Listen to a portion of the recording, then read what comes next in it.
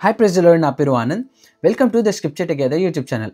ఈరోజు మనము పేతురు రాసిన మొదటి పత్రిక 3వ అధ్యాయాన్ని కలిసి చదువుకుందాము. మీ దగ్గర బైబిల్స్ ఉన్నట్లయితే దయచేసి వాటిని తెరిచవండి. ఒకవేళ లేనట్లయితే స్క్రీన్ మీద వాక్యం వస్తుంది, దాన్ని చూసి అయినా చదవవలసిందిగా కోరుచున్నాను. అటువలే స్త్రీలారా, మీరు మీ స్వపురుషులకు లోబడి యుండుడి. అందువలన వారిలో ఎవరైనను వాక్యమునకు అవిధేయులైతే వారు భయముతో కూడిన మీ పవిత్ర ప్రవర్తన చూచి వాక్యం లేకుండానే తమ భార్యల నడవడి వలన రాబట్టబడవచ్చును.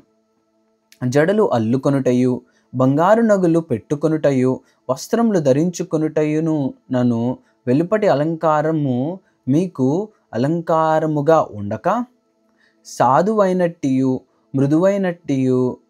మృదువైనట్టియునైన గుణమును అక్షయాలంకరము గల మీ హృదయపు అంతరంగ స్వభావము మీకు అలంకారముగా ఉండవలెను.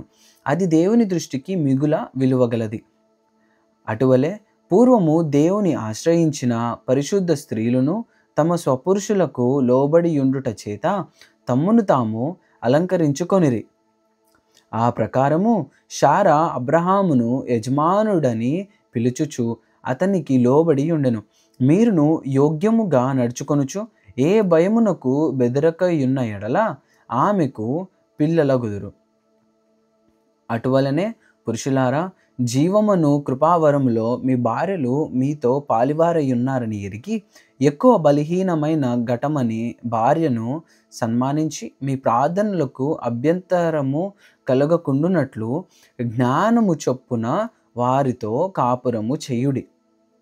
తుదకు మీరందరూ ఏక మనస్కులై ఒకరి సుఖ దుఃఖములయందు ఒకరు పాలుపడి సహోదర ప్రేమ గల వారును కరుణా చిత్తులను వినయ మనస్కులునై యుండుడి. ఆశీర్వాదమునకు వారసులవుటకు మీరు పిలువబడితిరి గనుక కీడుకు ప్రతి కీడైనను దూషణకు ప్రతి దూషణ అయినను చేయక దీవించుడి. జీవమును ప్రేమించి మంచి దినములు చూడగోరువాడు చెడ్డదాన్ని పలుకకుండా తన నాలుకను కపటపు మాటలు చెప్పకుండా తన పెదవులను కాచుకొనవలెను. అతడు కీడు నుండి తొలగి మేలు చేయవలెను. సమాధానమును వెదకి దాని వెంటాడవలెను. ప్రభు కన్నులు నీతిమంతుల మీదను ఆయన చెవులు వారి ప్రార్థనల వైపునను ఉన్నవి గాని ప్రభువు ముఖము కీడు చేయి వారికి విరోధముగా ఉన్నది. మీరు మంచి విషయములో ఆసక్తి గలవారైతే మీకు హాని చేయవాడెవడు? మీరు ఒకవేళ నీతి నిమిత్తము శ్రమపడినను మీరు ధన్యులే. వారి బెదిరింపునకు భయపడకుడి, కలవరపడకుడి.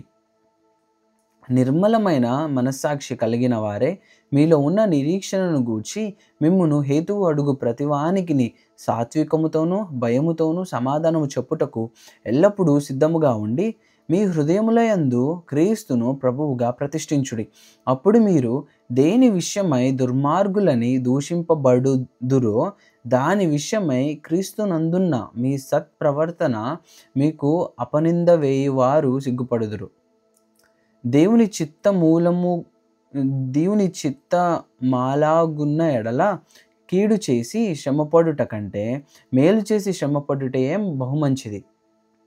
ఎలయనగా మనలను దేవుని యొద్దకు తెచ్చుటకు అనీతిమంతుల కొరకు నీతిమంతుడైన క్రీస్తు శరీర విషయములో చంపబడియు ఆత్మ విషయములో బ్రతికింపబడి పాపముల విషయములో ఒక్కసారే శ్రమపడెను.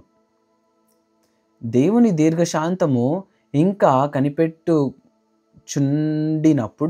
పూర్వము నోవాహు దినములలో ఓడ సిద్ధపరచబడుచుండగా అవిధేయులైన వారి యొద్దకు అనగా చెరలో ఉన్న ఆత్మల యొద్దకు ఆయన ఆత్మరూపిగానే వెళ్ళి వారికి ప్రకటించెను. ఆ ఓడలో కొందరు అనగా 8 మంది నీటి ద్వారా రక్షణ పొందిరి. దానికి సాదృశ్యమైన బాప్తిస్మము ఇప్పుడు మిమ్మును రక్షించుచున్నది.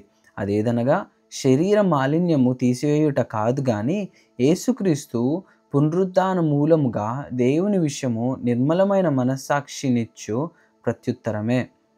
ఆయన పరలోకమునకు వెళ్ళి దేవదూతల మీదను అధికారుల మీదను శక్తుల మీదను అధికారము పొందినవాడే దేవుని కుడిపార్శ్వమున ఉన్నాడు. దేవుడిచ్చిన వాక్యము దీవించును గాక. ఆమెన్.